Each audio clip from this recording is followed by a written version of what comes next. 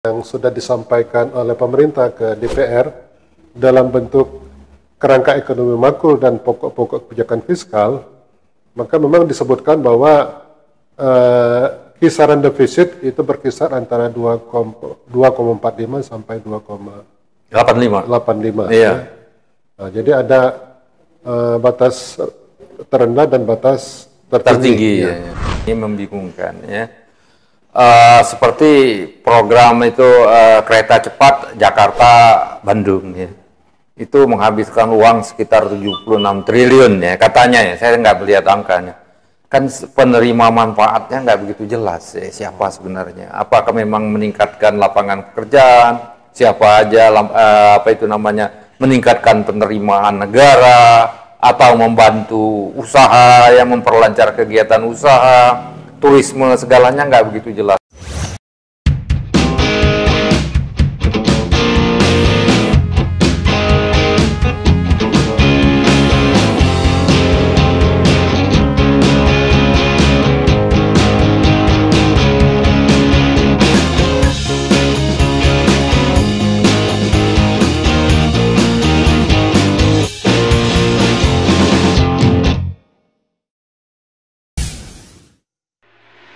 Assalamualaikum warahmatullahi wabarakatuh. Pemirsa, kita akan bincang-bincang omon-omon mengenai APBN. Beberapa waktu yang lalu itu cukup ramai ya, masalah defisit APBN, program makan siang,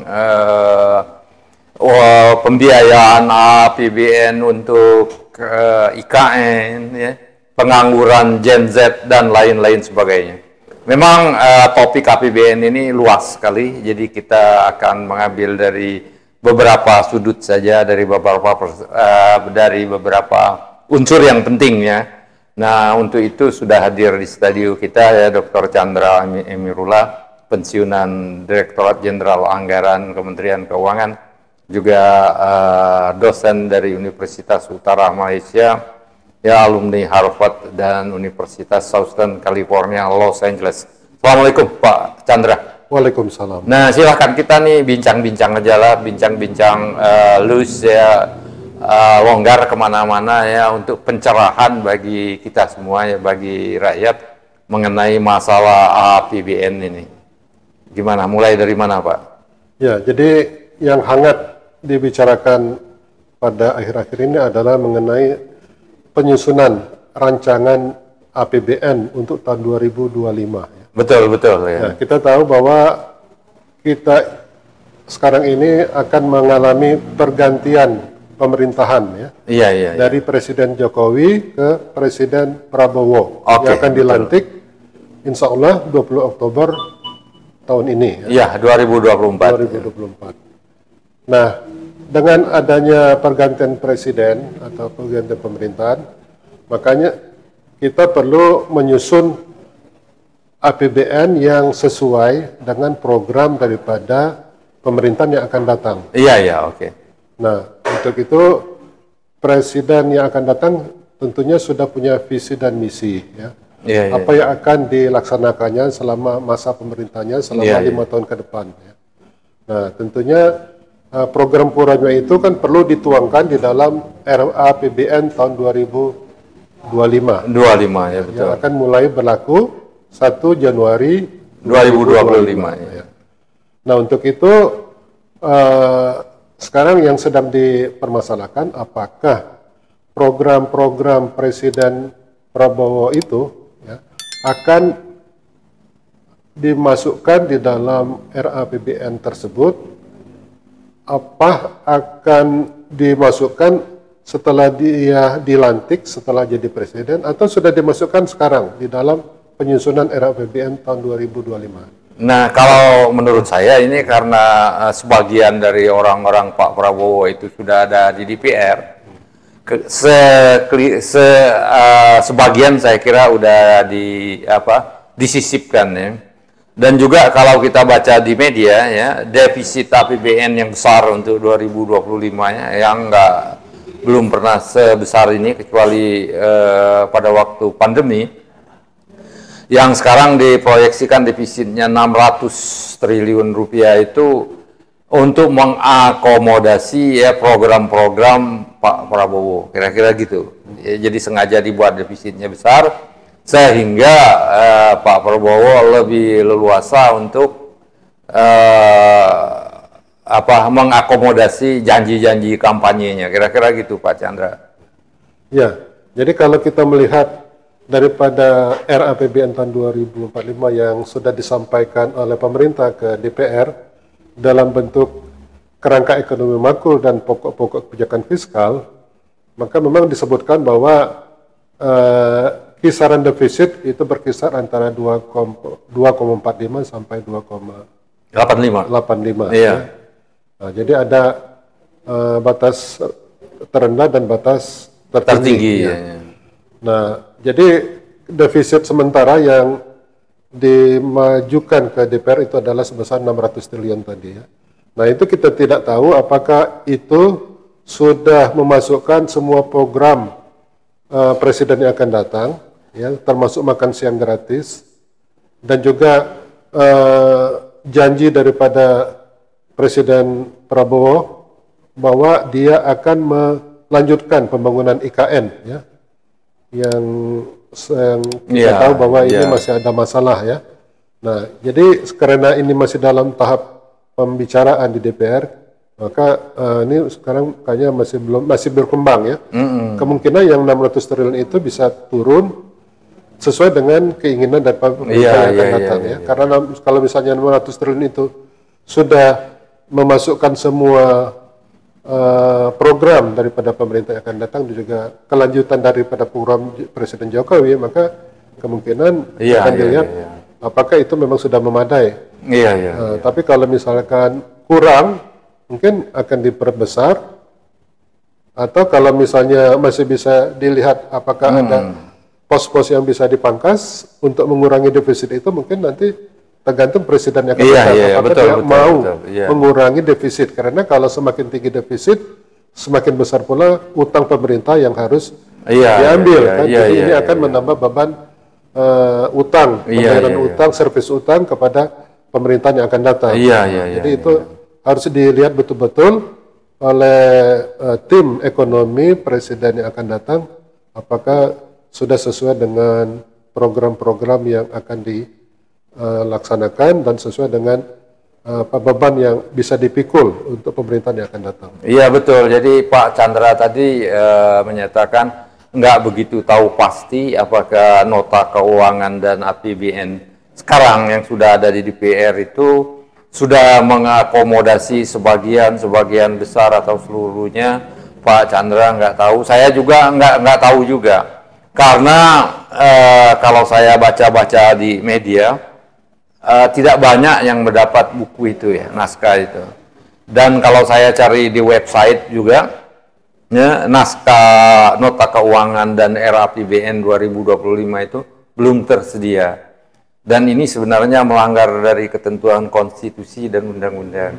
Seharusnya masyarakat itu bisa berpartisipasi sejak awal, ya, dari penyusunan APBN ini, sehingga tahu persis ya apa yang bakal dikerjakan oleh pemerintah, ya, saran kita bagaimana, ya, itu ini kita tidak tahu persis. Kalau saya bandingin dengan tahun-tahun yang sebelumnya, penyusunan APBN tahun 2000 untuk tahun 2025 ini lebih tertutup, Pak Chandra. Ya, saya nggak berhasil mengakses ininya nota keuangan itu, baik di website Kementerian Keuangan maupun di website DPR, ya. Jadi kita hanya berspekulasi, ya, membaca di media bahwa kewajiban utang tahun 2025 itu sangat besar, ya, hampir 1.200 triliun, ya, utang jatuh tempo dan kewajiban bayar bunganya ini besar sekali. Sedangkan APBN katanya, ya, saya nggak melihat bukunya, itu sekitar 3.500 triliun, berarti sekitar 30% dari APBN kita itu digunakan untuk membayar utang, ya, kewajiban utang jatuh tempo dan bunganya. Dan ini agak berbahaya, karena kalau saya lihat di awal pemerintahan Jokowi, kewajiban utang jatuh tempo itu hanya sekitar 10%, ya. Kemudian 2019 meningkat, kewajiban utang jatuh tempo itu menjadi sekitar 17%. Sekarang di akhir masa pemerintahan Jokowi, ya, kewajiban membayar utang 30%. Ya, sangat mengerikan sekali ya, agak prihatin. Tapi saya belum membaca secara rinci ya nota keuangan APBN RAPBN 2025 ini. Nah, jadi pertanyaan juga kenapa sekarang tertutup ya, lebih tertutup ya kelihatannya Kementerian Keuangan, DPR. Padahal biasanya kalau buku APBN itu sudah sampai di DPR itu masyarakat bisa mengakses nota keuangan APBN itu. Dan walaupun itu sebenarnya salah, seharusnya dari awal ya, dari sejak Januari masyarakat itu sudah berpartisipasi mengikuti penyusunan APBN. Kira-kira gitu. Sangat prihatin kita, Pak Chandra. Apalagi kita tidak tahu pasti apakah pemerintah Jokowi itu fokus untuk mengatasi pengangguran ya, yang Gen Z yang 10 juta lebih itu ya, dengan programnya apa saja, apa bisa meyakinkan. Mengenai pendidikan ya, pendidikan itu gimana memperbaiki. Yang pendidikan kita selama ini bukan membuat rakyat pintar, tapi membuat rakyat tambah bodoh ya di banyak hal ya. Nah, itu kira-kira ini prihatin sekali kita dengan pola ya, dengan perjalanan penyusunan nota keuangan dan APBN itu yang sekarang tambah tertutup, tambah tidak jelas. Ya, itu gimana Pak Chandra nih? Ya, jadi memang dalam penyusunan RAPBN 2025 ini, apalagi ini dalam masa transisi pemerintahan, memang harus terbuka ya. Karena kan masyarakat ingin melihat apa yang akan dilaksanakan oleh pemerintah yang akan datang ya. Apakah program-programnya itu sesuai dengan keinginan rakyat, apakah sesuai dengan janji-janjinya selama ini. Kalau misalkan makan siang gratis yang telah dijanjikan oleh Prabowo dalam kampanye itu, apakah akan dilaksanakan sepenuhnya ya. Nah, kalau misalnya tidak bisa dilakukan sepenuhnya, mengapa? Apakah hambatannya? Apakah dari segi ketersediaan dana atau masalah yang lain? Nah, jadi di sini perlu keterbukaan atau transparansi karena rakyat menunggu apakah program-program yang telah dijanjikan ini akan dilaksanakan. Nah, kemudian memang dari segi administrasi memang seharusnya semua dokumen anggaran yang diajukan ke DPR itu seharusnya terbuka, bisa diakses oleh masyarakat. Supaya masyarakat juga bisa memberikan saran, pendapat atau input terhadap proses penyusunan APBN tersebut. Nah, jadi di sini perlunya transparansi, keterbukaan, dan juga kita ingin juga menyumbangkan pemikiran ya, mungkin bukan hanya dari pakar-pakar tapi juga masyarakat umum. Apakah di dalam pelaksanaan APBN nanti sudah bisa berjalan dengan efektif dan efisien, tidak banyak kebocoran. Apakah belanja-belanja yang akan dilaksanakan itu sudah sesuai dengan program pemerintah, sesuai dengan misi pemerintah untuk misalkan meningkatkan kesejahteraan rakyat, mengurangi kemiskinan, dan tadi mengenai pendidikan, apakah akan meningkatkan taraf pendidikan masyarakat yang selama ini ketinggalan, dan juga di bidang kesehatan. Jadi kita ingin melihat program-program apa yang akan dilaksanakan oleh pemerintah yang bisa meningkatkan kesejahteraan masyarakat. Nah, jadi kita jangan terjebak kepada program-program mercusuar yang tidak banyak membantu masyarakat secara langsung. Jadi kita harap supaya pemerintah mengurangi program-program yang sifatnya mercusuar yang tidak langsung berdampak kesejahteraan masyarakat. Ya, kalau bisa dikurangin atau dihapuskan saja program yang tidak jelas itu ya.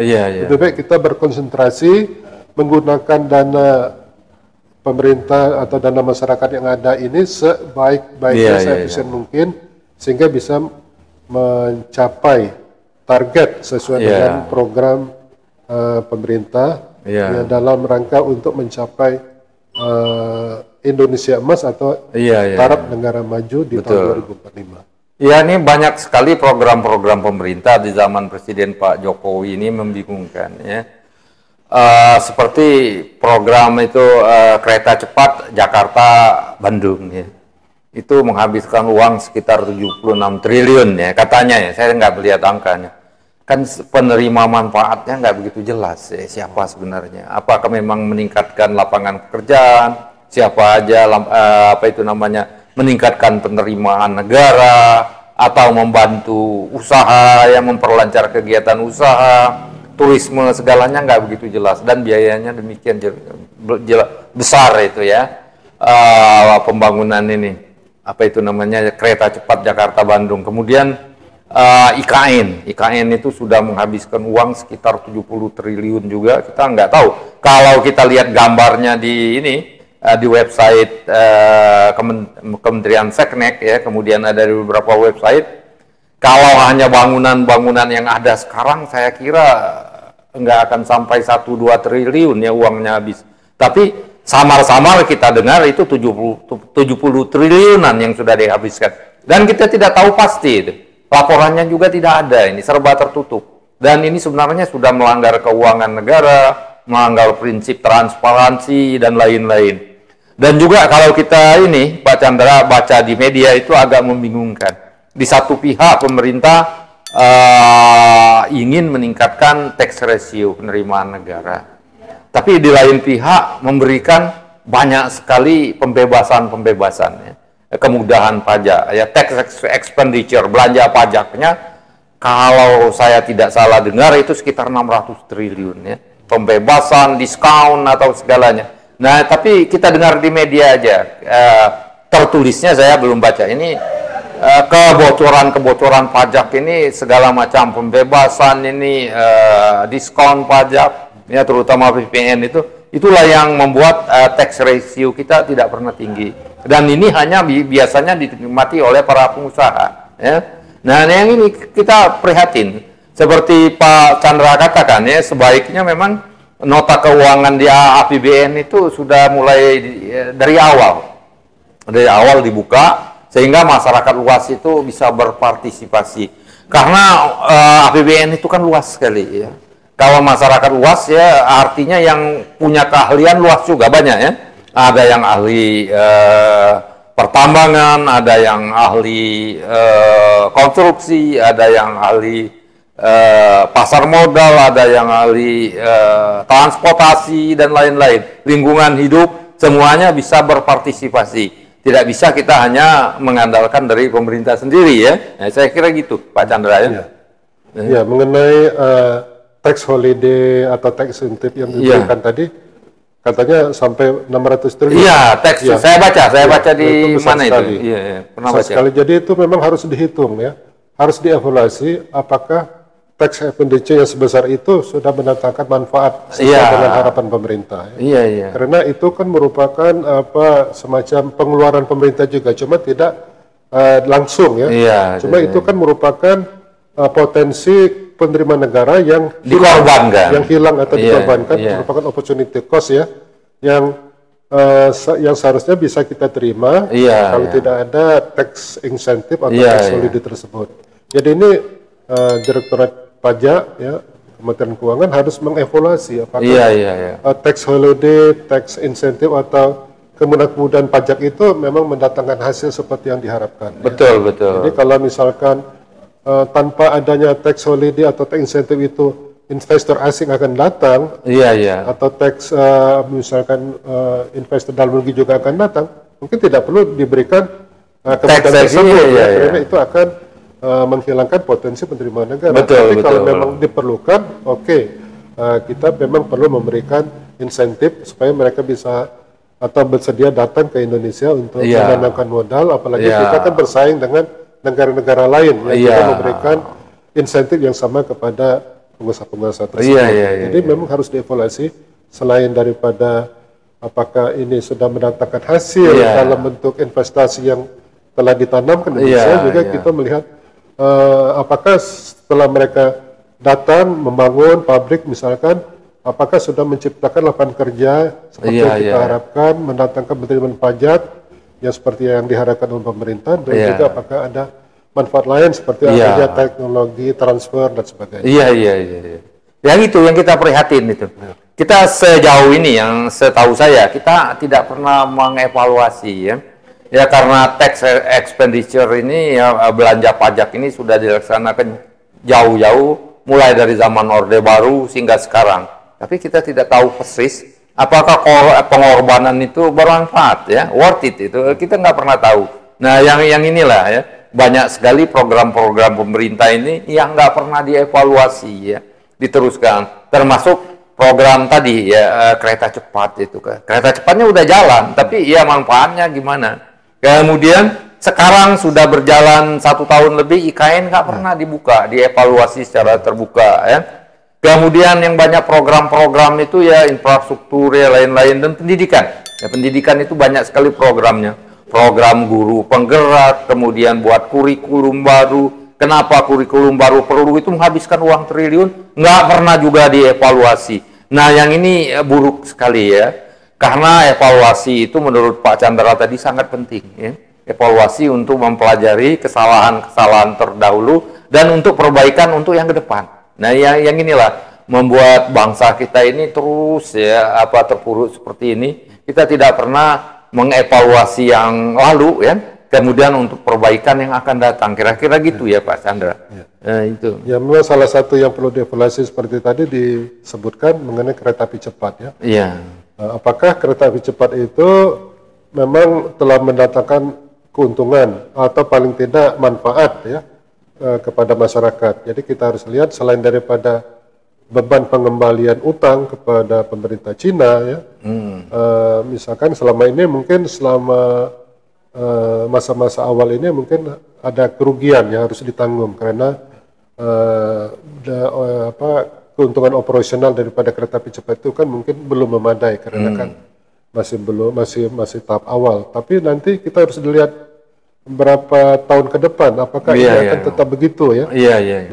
Nah, kalau memang masih defisit terus, apakah langkah-langkah yang harus diambil pemerintah supaya ini jangan merugikan kereta api cepat, perusahaan kereta api cepat dan kemungkinan pemerintah sendiri yang harus menomboki dari mana uang untuk mengembalikan pinjaman kepada pemerintah Cina tersebut. Nah, ini harus dievaluasi lagi ya. Kemudian bukan hanya kereta api cepat Bandung Jakarta ini aja, tapi juga mungkin kalau ada program-program lain juga yang sama, misalkan ingin membangun kereta api cepat Jakarta Surabaya misalkan. Kita harus belajar daripada apa yang telah dilakukan oleh pemerintah terhadap pembangunan kereta api cepat Jakarta Bandung ini. Kira-kira apa yang harus diperbaiki ya, jangan sampai kita kecolongan lagi atau salah menghitung lagi sehingga kita ternyata rugi ya dalam operasionalnya, ya tidak sesuai harapan. Iya betul sekali. Jadi prinsipnya yang kita himbau kepada pemerintah dan akademisi agar program-program pemerintah itu selalu dievaluasi. Yang salah diperbaiki, yang sudah baik diperbaiki lagi, kira-kira gitu. Ini nih yang selalu ini. Kalau ini tidak dikerjakan ya selamanya kita akan terpuruk seperti ini ya. Dan ini sayang sekali ya. Sumber daya alam kita sudah mengikis, rakyat kita masih banyak sekali yang miskin ya. Pelajar kita tambah bodoh dan lain sebagainya. Ya demikian pemirsa, saya kira bincang-bincang sederhana itu bisa memantik diskusi lagi yang lebih luas yang dapat kita kontribusikan untuk pembangunan bangsa ini. Wabillahi taufiq wal hidayah. Wassalamualaikum warahmatullahi wabarakatuh.